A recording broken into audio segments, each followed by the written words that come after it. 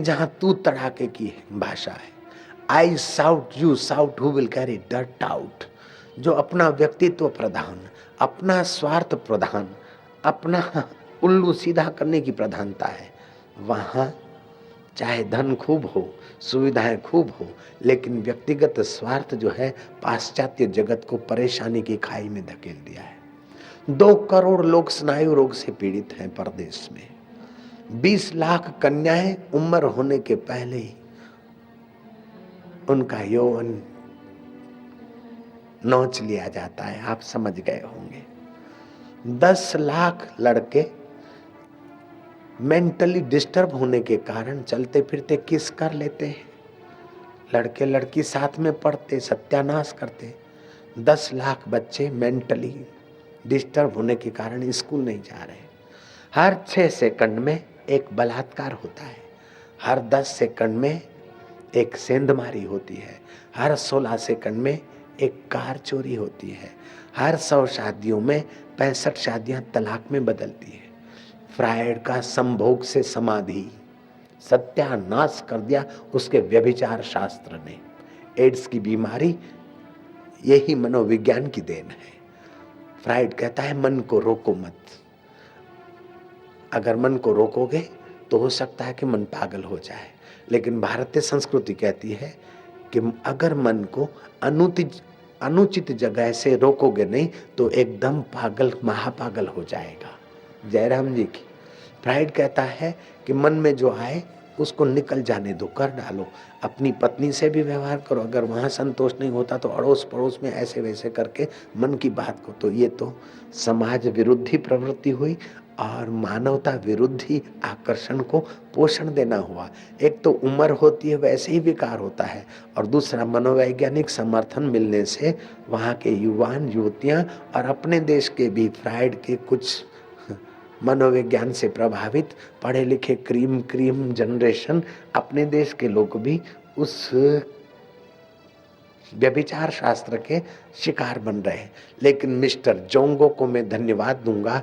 जोंगो कहता है कि मनोविज्ञान फ्रायड की बपोती नहीं है। दूसरे लोग भी अपने मन का अनुसंधान करके देखेंगे कि मन को रोकना भी जरूरी है। जयराम जी की।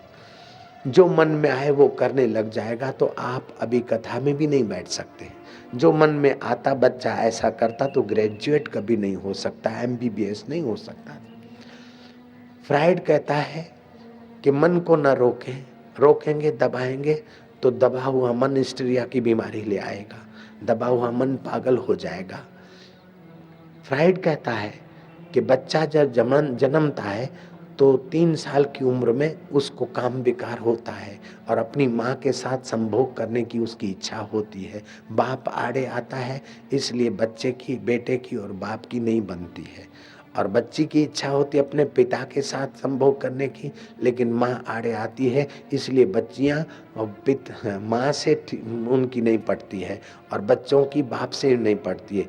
ये फ्रायड की बात सच्ची है, हम स्वीकार करते हैं कि बाप से बेटे की नहीं पड़ती है और माँ से बेटी की नहीं पड़ती है, लेकिन मनोवैज्ञानिक उल्टा है। जयराम जी की। बेटी की माँ से इसलिए नहीं पड़ती है कि बेटी माँ के पास रहती है और माँ उसको समझाती सिखाती टोक टोक करती, इसलिए नहीं पड़ती है। और बाप की बेटे के साथ नहीं पड़ती कि बेटा बाप के संपर्क में रहता है और बाप अनुशासित करता है, इसलिए बाप से नहीं पड़ती है। दूसरी बात, फ्रायड की कमजोरी ये है कि फ्रायड जब 7 साल का था तो उसकी खूबसूरत माँ ने दूसरा पति किया था और वो नग्न होकर आपस में काम चेष्टा कर रहे थे, सेक्स कर रहे थे। और फ्रायड कमरे में गया तो उसको अपनी माँ के साथ संभोग करने की इच्छा हो, तो उसका अपना मानसिक स्थिति सब मनों के साथ उसने जोड़ दी। जयराम जी की। मैं आपको कसम डाल के पूछ सकता हूँ, क्या आपके मन में ये दुष्ट विचार आ सकता है अपनी माँ को देखकर? अरे माँ तो बूढ़ी है, आप जवान होते हैं, लेकिन आपकी बेटी, आप 38 साल के हैं और बेटी 18 साल की है, दुल्हन बनी है, सजी धजी है, मेकअप किया है, 14वीं के चांद जैसी लग रही वो देवी, जब बाप से विदाई लेती है तो भाव विभोर होकर बाप के गले लगकर रोती है और बाप की छाती के साथ अपनी छाती लगा देती है। फिर भी बाप के मन में विकार नहीं होता, क्योंकि पुत्री की भावना है, इसलिए बाप के मन में पवित्र भाव रहता है। और यही कारण है कि हमारा भारतीय मनोविज्ञान फ्राइड के मनोविज्ञान से बहुत आगे का है, ऊंचा है। फ्राइड ने अनुसंधान किया होगा, मनोवैज्ञानिकों ने अनुसंधान किया होगा, क्षिप्त मन, विक्षिप्त मन और मूढ़ मन, ये 3 प्रकार के मन का उन्होंने अनुसंधान किया। लेकिन भारतीय मनीषियों ने गुरु परंपरा को जो मानते हैं, शास्त्र परंपरा को जो मानते हैं, ऐसे महापुरुष कभी नहीं कह सकते संभोग से समाधि। जयराम जी की उन महापुरुषों ने तो कहा कि संयम से समाधि। भारतीय मनुष्यों ने रिसर्च किया तो क्षिप्त मन, विक्षिप्त मन, मूढ़ मन, ये 3 मनों के बाद 2 मन और भी है, निरुद्ध और एकाग्र मन।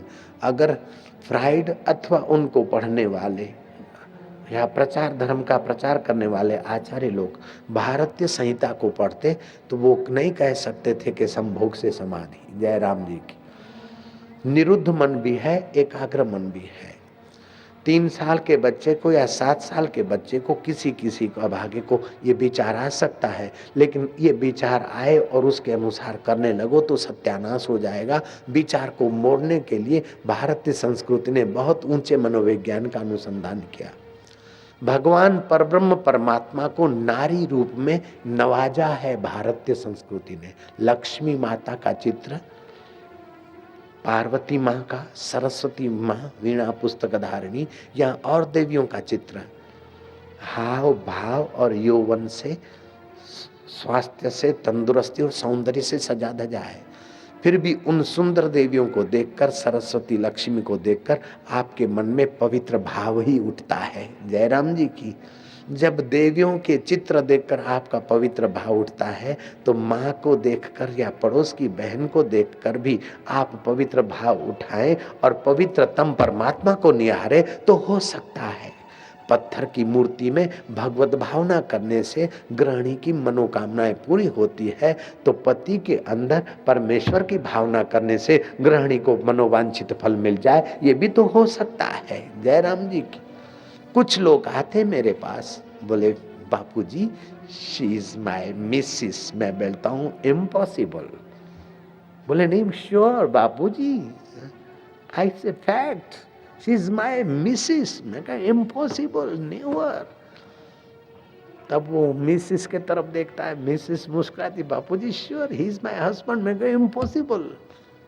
बापूजी मेरे हस्बैंड नहीं। मैं कहा नो नेवर, इम्पॉसिबल। दोनों चकित रह जाते हैं। फिर मैं धीरे से बोलता हूँ अगर तुम्हारी मिसिस और तुम्हारा मिस्टर है तो तुम संत के पास नहीं आ सकते थे।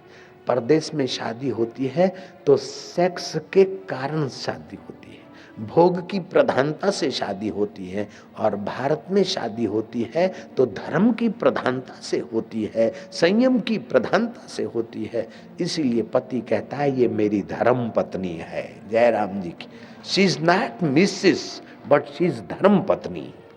वो तुम्हारी धर्म पत्नी है और ये तुम्हारा भोगी पुतला, सेक्सी पुतला नहीं, ये तुम्हारा पति देव है। जयराम जी की जन्म जन्म की वासनाओं को इधर उधर भटकाने की जगह एक जगह नियंत्रित करके संसार का व्यवहार करने के लिए पति है, पत्नी है। एक दूसरे को खड्डे में गिरने से बचाने के लिए एक दूसरे के सहायक हैं, एक दूसरे के पोषक हैं, एक दूसरे के रक्षक हैं। ऐसा नहीं कि शादी कर लिया और सेक्स की मशीन ला दिए और सत्यानाश करके, फ्राइड का संभोग से सत्यानाश करके एड्स की बीमारी का शिकार बनने के लिए शादी नहीं है, अपितु आपके घर में तेजस्वी, ओजस्वी और महान आत्माओं को अवतरित करके सृष्टिकर्ता के इस महान यज्ञ में भागीदार होने के लिए तुम्हारी शादी है, और इस सृष्टिकर्ता की सृष्टि को सुंदर बनाने के लिए आपका गृहस्थी जीवन है।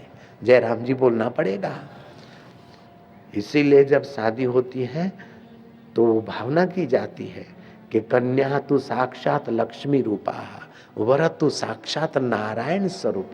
लक्ष्मी नारायण की भावना करते हैं, लवर लवरी की भावना नहीं करते हैं।